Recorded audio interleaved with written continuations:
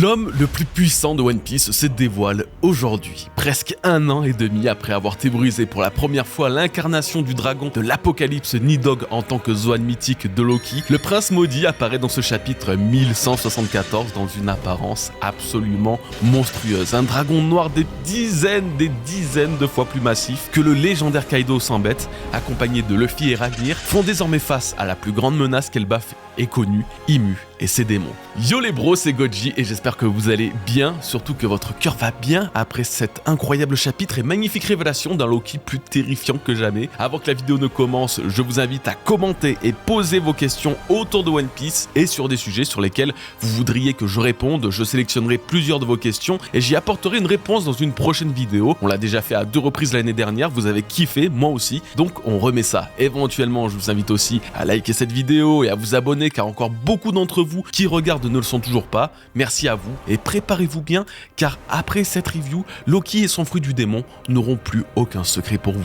Vous êtes dans une période où vous ne savez pas à quoi jouer, vous cherchez un jeu qui pourrait vous accompagner de partout. Alors Honkai Star Rail pourrait être votre nouveau passe-temps préféré. Ce RPG Space Fantasy développé par Hoyoverse est un jeu gratuit disponible sur PC, PS5 et mobile qui vient tout juste de sortir sa nouvelle mise à jour 4.0. C'est l'une des plus ambitieuses du jeu à ce jour avec la découverte de Plan Arcadia, un nouveau monde alliant quartier ultra moderne avec des architectures traditionnelles et des formes de vie issues de l'imagination humaine, les images à l'instar de nos chers fruits du démon. Mais une ombre plane sur cette planète. Le scénario vous dévoile un événement sombre se jouant autour de Aha, l'haillon de l'allégresse qui s'apprête à donner son pouvoir divin pendant 1 minute au vainqueur des nouveaux jeux fabulunaires. Concernant les autres nouveautés, 2 nouveaux personnages majeurs et exclusifs sont prêts à rejoindre votre groupe. Yao Guang est un personnage de soutien multi-usage indispensable à votre équipe, particulièrement élégante et pure comme le prouve son magnifique pouvoir ultime. Le second, Sparksy, apportera un boost non négligeable de dégâts à votre équipe. Jeune fille dynamique et streameuse la plus populaire de Plan Arcadia, son type feu se combine à un gameplay unique lui permettant d'utiliser successivement sa compétence pour obtenir de puissants bonus. Le spam est enfin récompensé dans un jeu les amis, ça y est. Mais ce n'est pas tout, cette nouvelle version s'accompagne de nouveaux cadeaux, 20 tirages gratuits, un personnage 5 étoiles au choix, une nouvelle tenue est aussi offerte et jusqu'à 1600 jades stellaires sont à récupérer. Alors si vous êtes prêt à vivre une toute nouvelle aventure et être touché par une histoire et des personnages marquant, Honkai Star Rail est fait pour vous et vous attend à travers le lien de téléchargement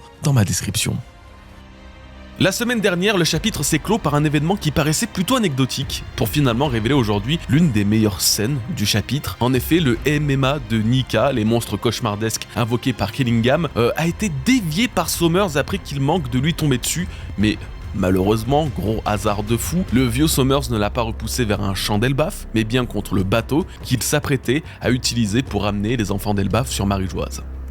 Trop dommage. Aujourd'hui, ce n'est qu'un trou béant qui se trouve à la place du bateau, laissant une ouverture directe vers le royaume des enfers d'Elbaf, se trouvant à des kilomètres en dessous. Il n'a pas fallu longtemps aux barbares et bouffons de service des chevaliers divins pour trouver du plaisir à laisser les enfants tomber dans le vide, quitte à ce que ça rallonge leur mission, déjà très longue et très hasardeuse sur Elbaf. Ce fou se permet même de rejeter en partie la faute sur Imu, à croire qu'il a oublié à qui il avait affaire. Je vois pas d'autre hypothèse. La suite est alors très simple, les enfants tombent en même temps que leurs proches qui tentent de les rattraper, créant une véritable vision de désespoir de famille, s'apprêtant à périr dans l'indifférence générale, ou presque. On peut déjà faire un petit point ou c'est trop tôt là?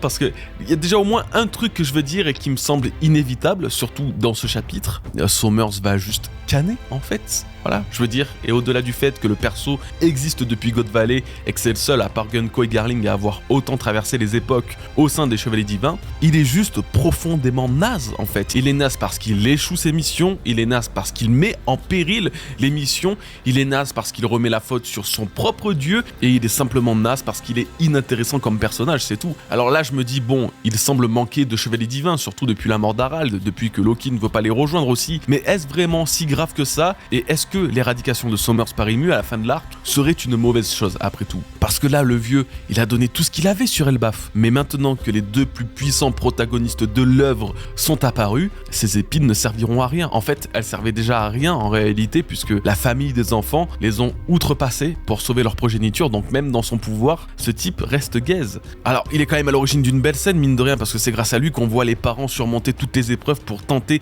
de sauver leur petite famille. Mais ce type reste anecdotique à souhait. C'était juste un petit passage sur lui et sur sa possible mort, je croise les doigts. Après, vous méprenez pas, globalement, de ce qu'on a vu des Chevaliers Divins sur Elbaf, ils m'ont donné une assez sincère sensation de danger, sauf que Sommers, lui, j'arrive pas à accrocher ni au personnage ni à son utilité. Il incarne un peu tout ce que je déteste chez un perso, là où Killingham, pour ne citer que lui, est déjà 1 milliard de fois plus intéressant, que ce soit dans son attitude et surtout dans son pouvoir. Les MMA, même s'ils sont destinés à disparaître sous les coups de Loki et Luffy, ils sont vraiment impressionnants visuellement et ont foutu un beau bordel sur Elbaf. Le deuxième point que je voulais aborder est le robot de Coron. Bien sûr, vous l'aurez vu dans une case du bref petit flashback de Coron et sa mère, le jeune géant avait semble-t-il gagné un robot en jouet après avoir combattu un autre enfant. Ça, je m'en fous à la rigueur, mais le robot, c'est Emmett. On est bien d'accord. Là, on peut se dire que c'est ok, puisque de toute façon, dans la fresque du Harley, il y a aussi une représentation de robots, donc pas trop étonnant qu'il soit ici. Sauf que non. Le problème, c'est que les deux robots, joués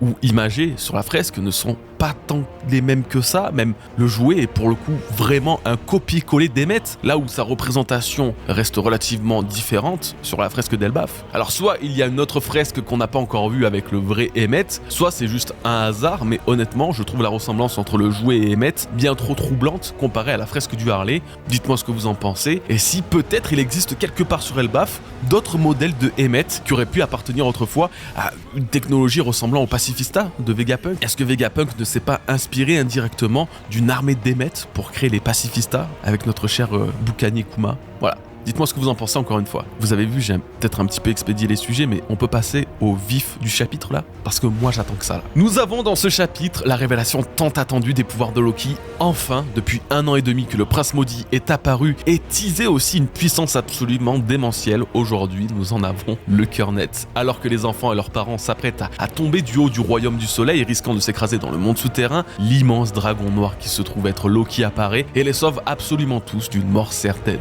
Luffy dans sa forme Gear 5 est également à ses côtés, ou du moins sur lui littéralement, et ensemble se préparent à repousser les forces démoniaques ayant pris possession d'Elbaf. C'est les émotions.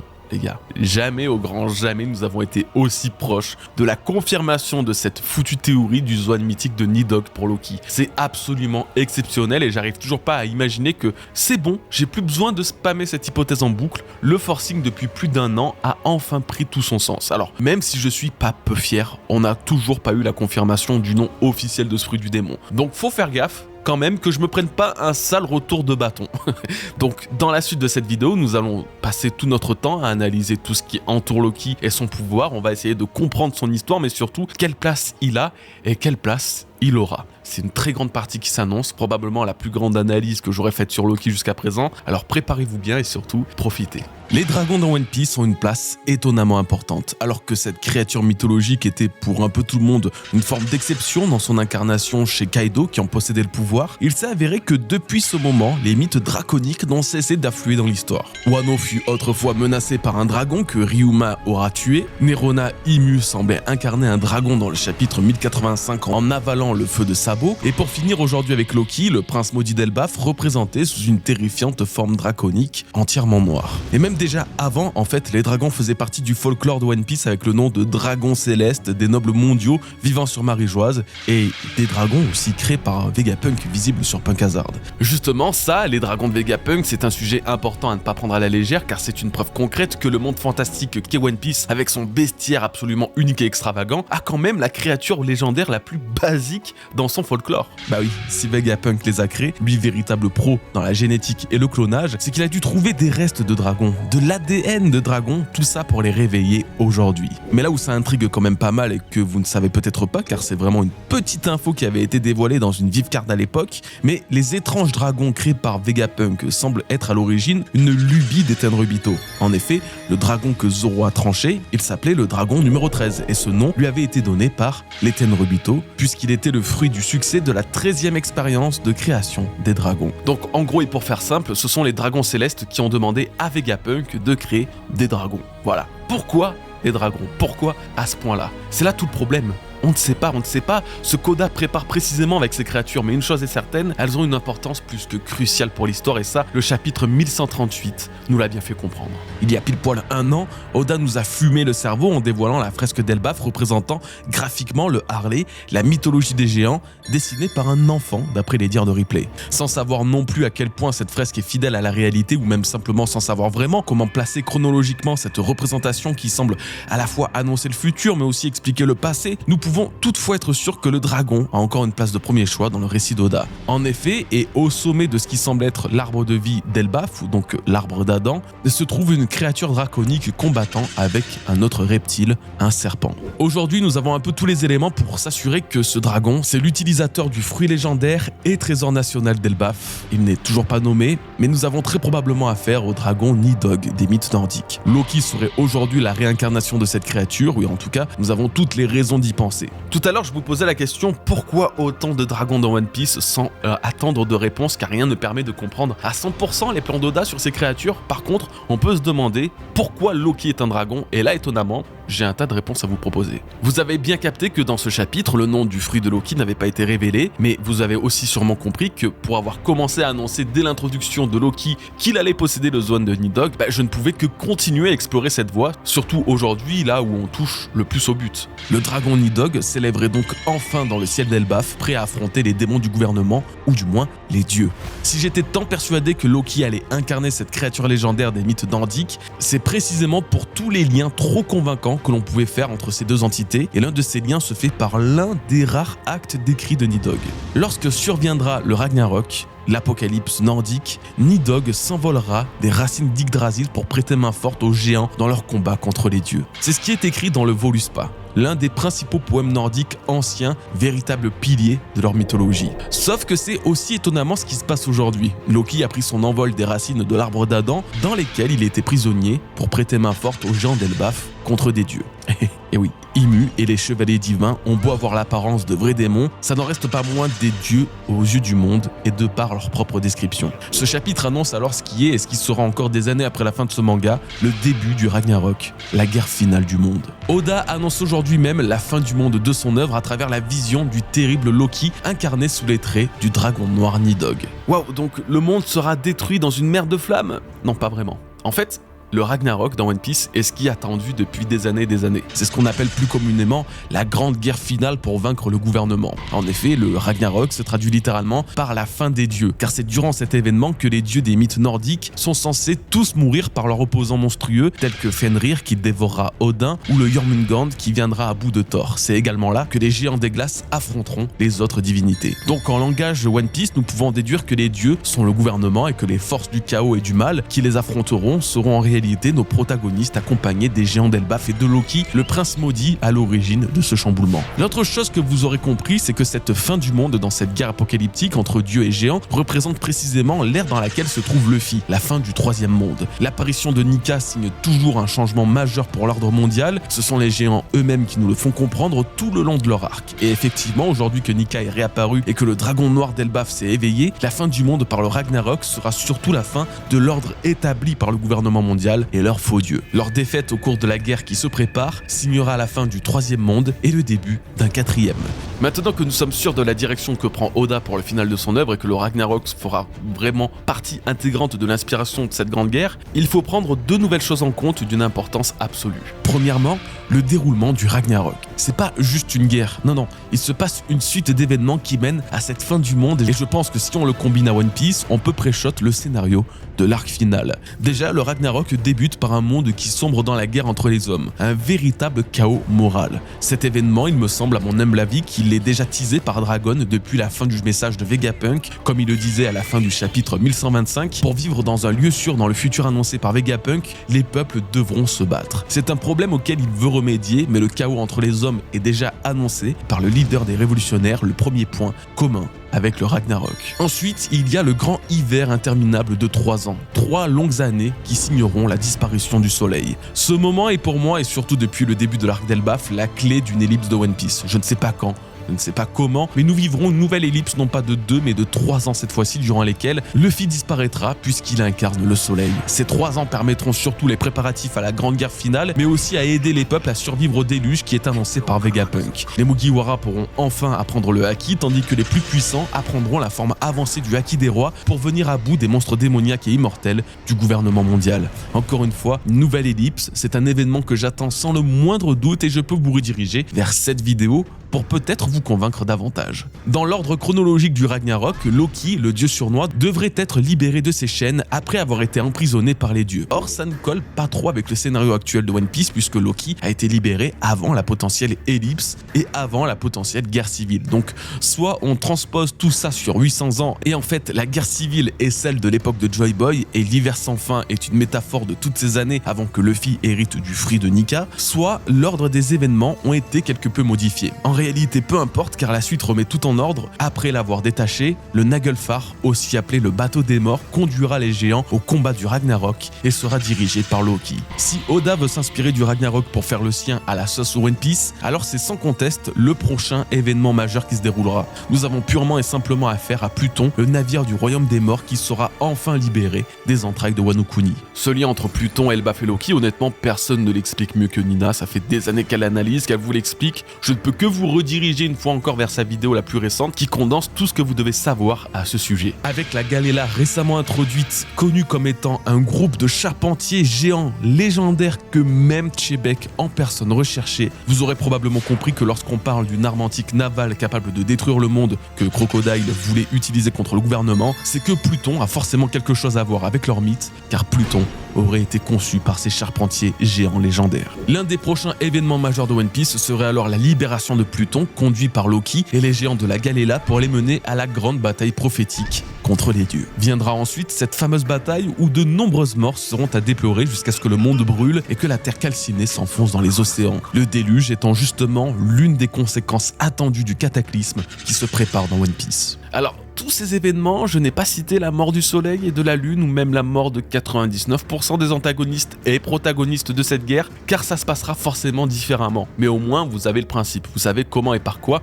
le Ragnarok pourrait débuter dans One Piece, même si l'apparition du dragon Nidhogg en est l'une d'elles. Cette description du Ragnarok était la première chose que je voulais mentionner. La deuxième chose à prendre en compte est celle-ci. Le Ragnarok, dans les mythes nordiques, n'a jamais eu lieu. Cette fin du monde est prophétique, de A à Z. Pour autant, elle doit vraiment arriver. Alors quelle différence cela fait? Eh bien, j'ai l'impression que pour une fois, ça nous permet de mettre en lumière l'un des aspects les plus mystérieux de One Piece, les prophéties. Dans One Piece, des tas d'événements sont annoncés à l'avance. La fin des mondes avec le Harley, la venue de l'élu pour aider Shirahoshi, la venue d'un homme capable de remplacer Joy Boy, la fin de ci, la fin de ça.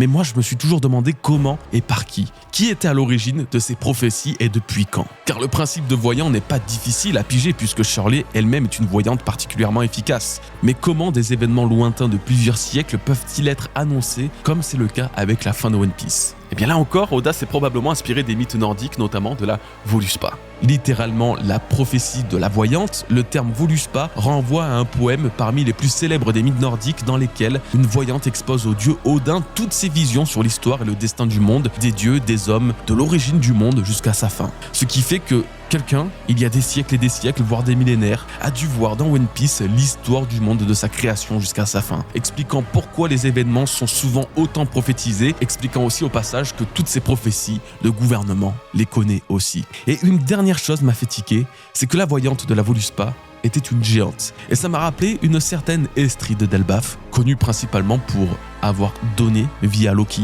Cette femme était autrefois issue d'une famille noble d'Elbaf et de géants antiques, où elle y étudiait le feng shui, la divination des éléments. Alors peut-être que c'est une ancêtre d'Estride qui fut la première et plus puissante des voyantes, ayant annoncé le déclin du monde avec une précision étonnante. Une prophétie qui prendra le nom d'Harley dans les mythes des géants d'Elbaf.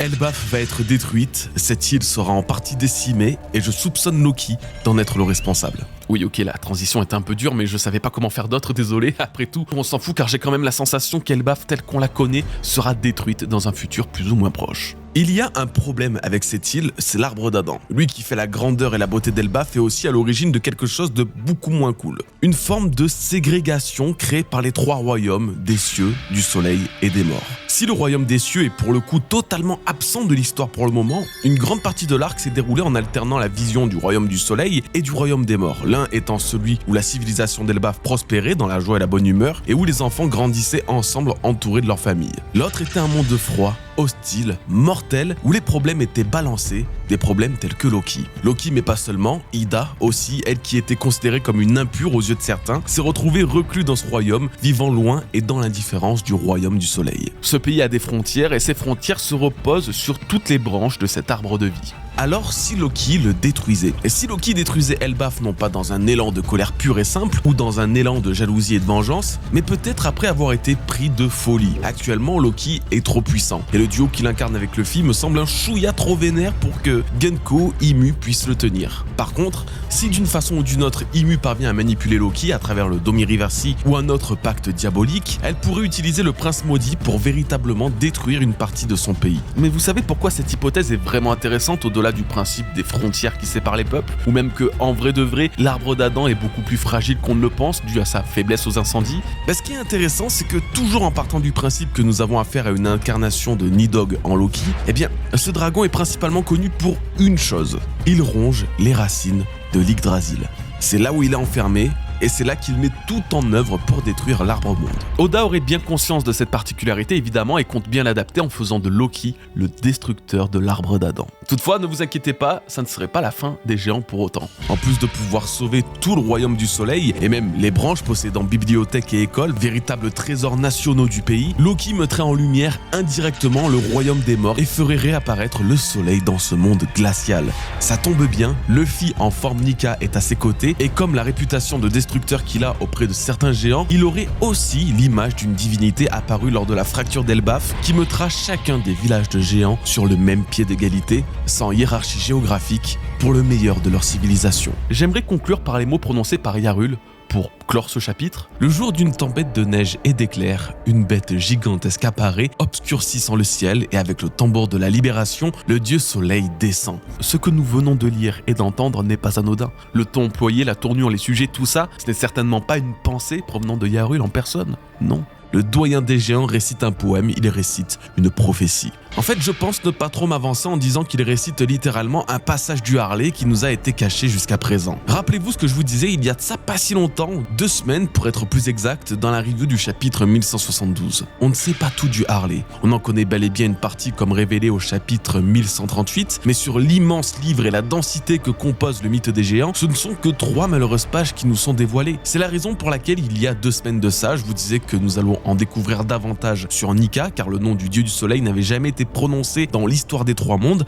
alors qu'il était parfaitement connu des géants en faisant partie intégrante de leur culture, tout comme ses pouvoirs et son apparence. Aujourd'hui, c'est chose faite, ou presque. Effectivement, le nom de Nika n'est toujours pas mentionné, mais l'apparition du dieu soleil et de la bête gigantesque l'est bel et bien. Ce ne peut être qu'une nouvelle prophétie du Harley qui ne nous a pas encore été dévoilée. Et avant toute chose, je vais vous dire, c'est normal. En fait, il faut pas s'attendre à ce qu'Oda nous tease trop de choses à travers les prophéties d'Elbaf, tout simplement car à ce rythme, il pourrait spoiler tout One Piece, tous les futurs événements de son œuvre, et ce n'est évidemment aucunement son but. Nous découvrirons tout à la fin, quand plus aucun événement important ne sera attisé, on pourra se dire waouh, mais les géants savaient tout ça, et ça sera normal, car si Oda se réfère une fois de plus au principe de la Voluspa des mythes nordiques, l'entièreté du futur de l'humanité a déjà été vue par une voyante qui raconta tout à Odin. Nous dévoiler l'intégralité de la mythologie des géants reviendrait alors à littéralement nous spoil le futur de One Piece, et ça, c'est pas possible. La preuve avec les mots de Yarul aujourd'hui, si on les avait découverts avant, on aurait plus facilement fait le lien avec Loki et Luffy, rester en bas avec lui. Alors, nous allons très bientôt parler des pouvoirs de Loki, mais avant, je voulais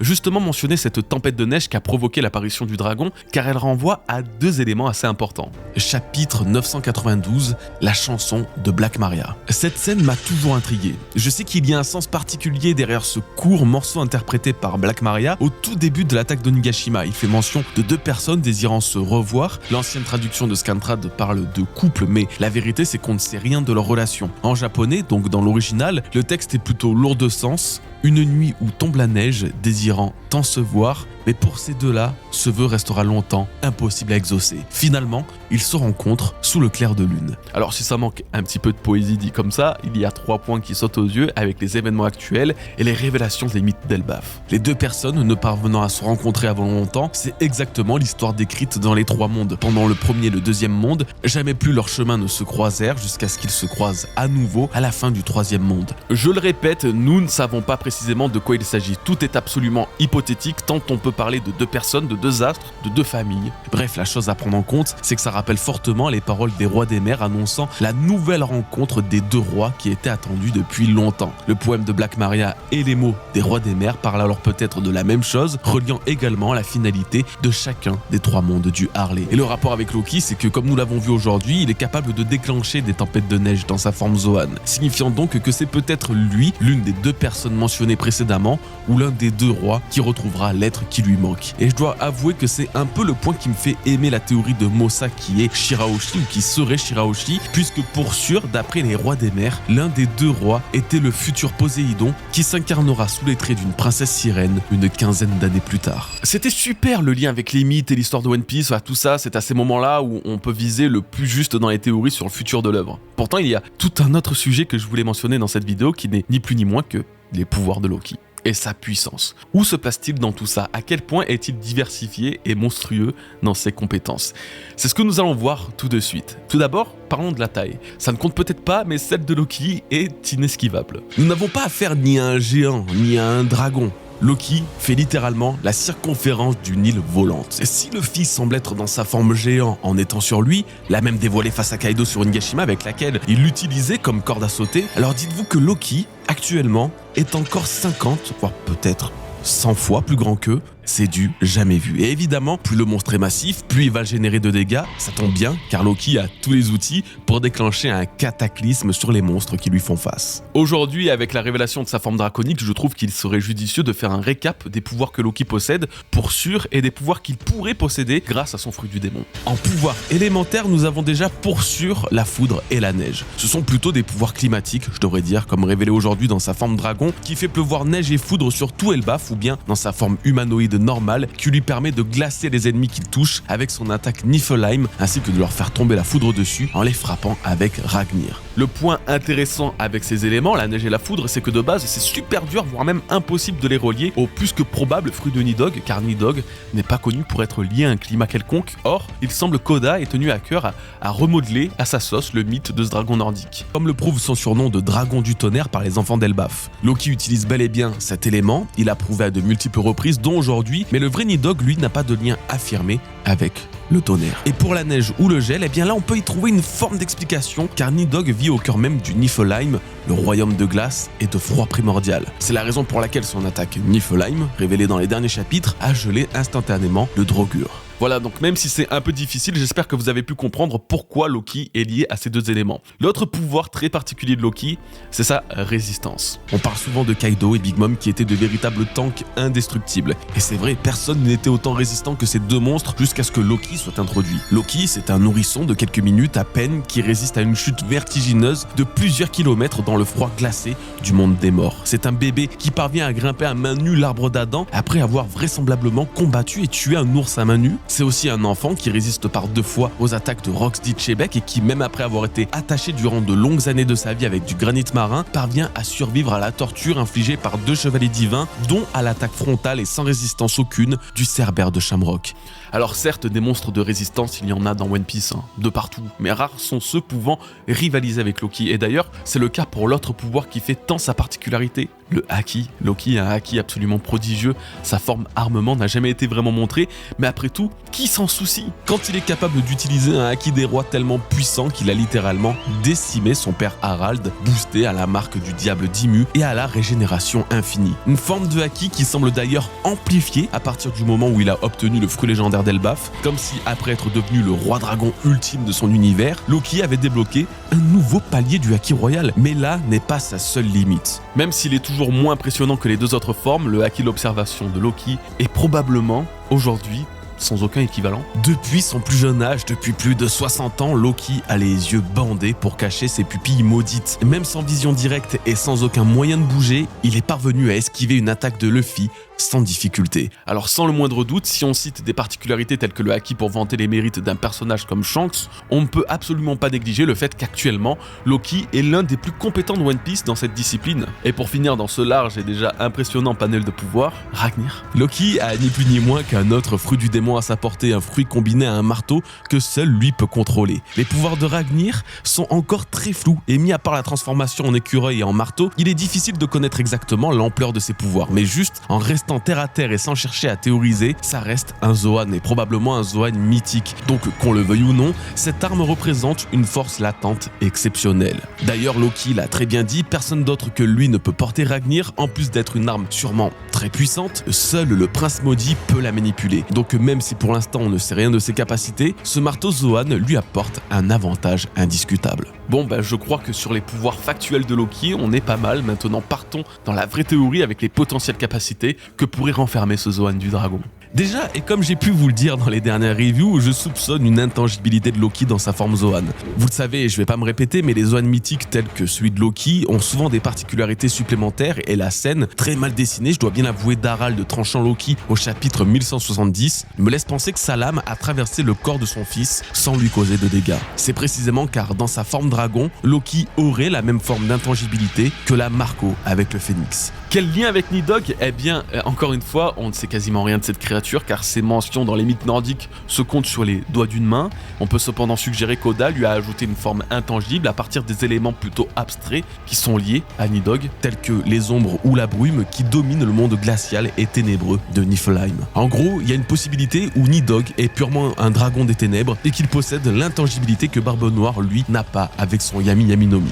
Et justement, c'est un parfait moyen de rebondir sur un autre pouvoir que posséderait ce Zoan légendaire, l'influence sur les âmes. Alors ne vous méprenez pas, on ne parle pas d'un Yomi Yomi no Mi 2.0, mais il y a plusieurs indices qui peuvent laisser penser que Loki a un impact sur les âmes et donc représente une véritable faiblesse pour Ymir. Déjà, et toujours pour ramener ça à Nidhogg, ce dragon a un lien avec la mort puisqu'il est celui portant les morts durant le Ragnarok sur ses ailes. Il est aussi connu pour être celui suçant le corps des défunts et quoi que ça veuille dire, le thème de Nidhogg reste bien lugubre et relié à la mort. Ce qui pourrait aussi être utilisé pour représenter une faiblesse au pouvoir d'Ymir, lié au monde des enfers et des démons, Loki est peut-être l'un des seuls à être capable de toucher le vrai corps d'Ymir ou même d'élever une armée de morts à l'image des ombres de Moria, ressuscitant de nombreux soldats tombés au champ de bataille. Et puis, les yeux de Loki en disent beaucoup à ce sujet et à ce lien avec l'âme. Il possède la même lueur, les mêmes flammes que Big Mom ou les victimes du Domiriversi d'Ymir. Quand on sait que Big Mom est la plus grande manipulatrice des âmes grâce à son fruit et que le Domiriversi offre à Ymir un contrôle presque total sur une de ses victimes, alors on peut effectivement voir un lien entre le dragon incarné par Loki aujourd'hui et les âmes. Peut-être que ça sera lui, dans un rugissement qui s'étendra sur tout Elbaf, qui parviendra à annuler le Domiriversi des géants et non les tambours de Nika comme nous le pensions avant. Pour finir, Loki pourrait cracher du feu ou générer des nuages. Désolé, je savais pas du tout comment tourner cette phrase mieux que ça.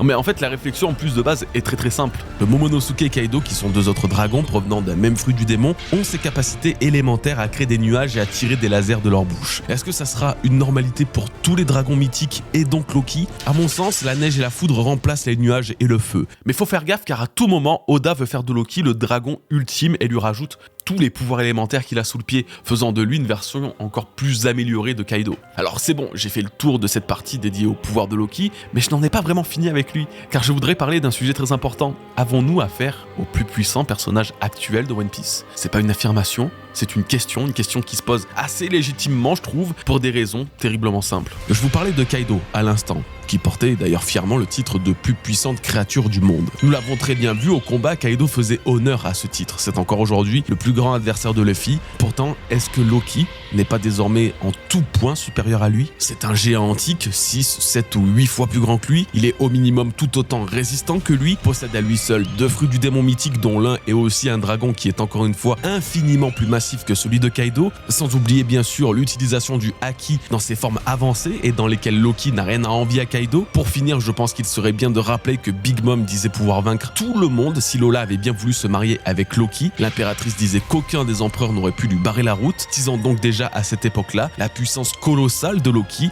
bien connue de Lin Lin. Ces quelques petits arguments sont déjà, je trouve, suffisants pour te faire réaliser que, finalement, Kaido était bien plus fort, oui, mais à l'époque de l'arc d'Onigashima. Aujourd'hui, en 1v1, miseriez-vous sur Loki ou sur Kaido? Tenez, répondez au petit quiz là que je mets en place. Et si je l'ai pas fait, faites-moi y penser à le mettre dans les commentaires. Pareil, regardez ce titre, la plus puissante chose dans le monde. Oui, c'est plus que probablement lié à l'amour entre les parents et enfants, démontré dans ce chapitre, mais est-ce vraiment un hasard que dans ce même chapitre apparaît à la fin une véritable créature de l'apocalypse capable de faire trembler à lui seul la nation des géants d'Elbaf? Si je dois être honnête, je pense qu'à part Ymir, rien ni personne n'est plus puissant que Loki. Pas même Luffy, ou du moins pas encore, et pas Shanks non plus. Shanks a arrêté Loki, on le sait, et ça nous laissait imaginer que le roux était bien supérieur au prince maudit, mais finalement nous n'avons toujours pas le véritable contexte derrière leur affrontement. En fait, on ne sait même pas s'il y a vraiment eu affrontement et à quel point les deux étaient à fond ou non. Alors peut-être que Loki n'est pas forcément plus puissant que Shanks, je me suis peut-être laissé emporter. Mais c'est impossible, en voyant le monstre qu'il est aujourd'hui sur Elbaf, que leur différence de niveau soit aussi énorme qu'on le pensait. Loki a aujourd'hui totalement un niveau qu'on qualifierait de niveau d'empereur, et ça, je vais avoir du mal à le voir autrement, surtout après une telle démonstration de puissance dans ce chapitre. On pourrait penser que c'est la fin de la review, mais non les bros, c'est enfin le retour du courrier de Goji. Il est l'heure de répondre aux questions que vous m'avez posées sur ce chapitre dans ma reaction live. Vous avez été très nombreux à commenter, je vous en remercie et je vais tâcher de répondre au maximum d'entre vous sur des points que je n'ai pas éclaircis durant cette review. Est-ce que le crâne d'Onigashima ne serait pas l'ancien utilisateur du fruit de Loki que Ryuma a terrassé au-dessus de Wano? Je pense que tu te rends pas bien compte à quel point ta réflexion est intéressante. Honnêtement, je ne sais pas également, je suis pas à 100% d'accord car le crâne ressemble justement plus à un humanoïde qu'à un dragon, mais tu touches du doigt un truc que probablement 99,9% des lecteurs de One Piece ont oublié. Les croquis originaux d'Onigashima révèlent que le fief de Kaido s'appelait initialement Ryugashima, l'île du dragon. C'est en effet ce qui a été dévoilé pour la première fois dans le databook Vipcard de Franky à Wano, et quand je dis que les lecteurs de One Piece l'ont oublié, c'est plutôt faux car au contraire, la plupart des lecteurs de One Piece n'avaient pas accès à cette info puisque ce databook est sorti exclusivement en japonais. Donc comme je le disais, même si je ne follow pas à 100% ton idée, elle est loin d'être mauvaise car comme tu as pu le constater de base, Onigashima s'appelait Ryugashima, ce qui donne une vraie plus-value à ta théorie. Après, moi j'arrive pas à concevoir que même Ryuma, aussi puissant soit-il, ait pu vaincre un monstre pareil, mais c'était une autre époque avec une autre puissance, donc peut-être que le dieu des lames était capable de fumer un monstre de la taille du Nil. Mais sinon, et pour conclure, même si le crâne ne ressemble pas à celui d'un dragon, on peut quand même imaginer que ce crâne est celui d'un géant antique ayant consommé le fruit légendaire d'Elbaf. Sa taille aurait naturellement augmenté et surtout ça expliquerait le premier nom qu'Oda voulait donner à l'île des démons de Kaido. Kaido qui est d'ailleurs lié à la fois au dragon et au géant antique. Mais lorsqu'il a tué son père, il ne pouvait pas faire cette taille, sinon le château n'existerait plus. Ou alors, lors de sa première transformation, il aurait utilisé sa forme hybride, avant d'utiliser sa forme animale. Ça serait ouf. Alors, je pense qu'il y a deux trucs. Déjà, oui, il était bien dans une forme hybride apparemment, comme le montre cette case. Il avait une silhouette beaucoup plus fine que celle d'un gros dragon, et pour le coup, les zones draconiques se prêtent très bien aux formes mixtes comme celle-ci. Kaido en est la preuve parfaite. Et ensuite, tu as totalement raison, il ne pouvait pas faire cette taille dans le château. Je me demande alors si Loki ne peut pas modifier sa stature, augmenter ou diminuer son corps en se transformant, expliquant comment il a réussi à tenir dans le château. Après, il y a un truc que j'ai jamais mentionné dans cette review, alors ça me paraît quand même central, mais Oda, avec les rapports de taille, c'est catastrophique.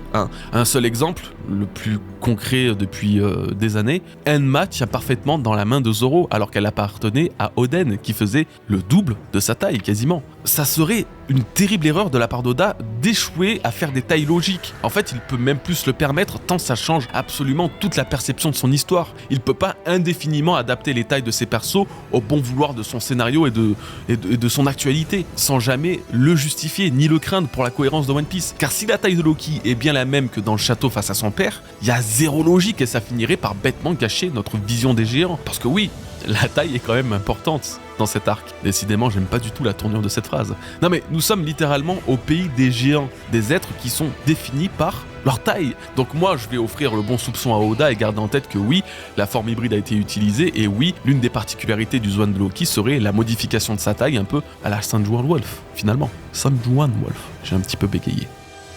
On dirait que le Gear 5 prend de plus en plus effet sur l'environnement et affecte une plus grande zone. Faire trembler toute l'île juste par son arrivée et n'être même pas sur le sol, ça pourrait montrer que Luffy arrive de mieux en mieux à être en accord avec le Nika Nika. Je suis totalement d'accord. On en parlait du coup en live hier, la rediff est visible sur la chaîne secondaire, Gojiwara en description, donc si vous voulez les check, n'hésitez pas. Mais oui, c'est exactement ce que je disais, en gros, toute l'île tremble. On pourrait penser que c'est dû à l'apparition de Loki, qui est tellement massif qu'il bouge toutes les branches d'Elbaf, et c'est le cas, hein, mais pas seulement. Tout semble être un petit peu déformé et ça rappelle totalement les pouvoirs de Luffy et son influence sur l'environnement lorsqu'il est dans sa forme Nika. Le problème, c'est que cette déformation a lieu alors que Luffy n'est pas en contact direct avec le sol d'Elbaf. Vous voyez ce que je veux dire? On dirait maintenant que son pouvoir influence l'environnement simplement avec les tambours de la libération qui ont résonné partout sur l'île. Donc oui, c'est une hypothèse hyper intéressante, mais surtout ça montre bien que même sans entraînement et en seulement 2 voire 3 semaines depuis son éveil, Luffy est beaucoup plus à l'aise et puissant avec son Gear 5 qu'il ne l'était face à Kaido. Ses prochains combats montreront alors sans aucun doute de nouvelles capacités, surtout que, on le rappelle, nous sommes sur l'île où le dieu du soleil est au centre de la culture des autochtones. C'est un peu le meilleur endroit pour Luffy pour révéler de nouveaux pouvoirs et c'est aussi le meilleur moment pour apparaître devant les géants d'Elbaf en tant que dieu soleil pour leur apporter de l'espoir et de la lumière. Si j'avais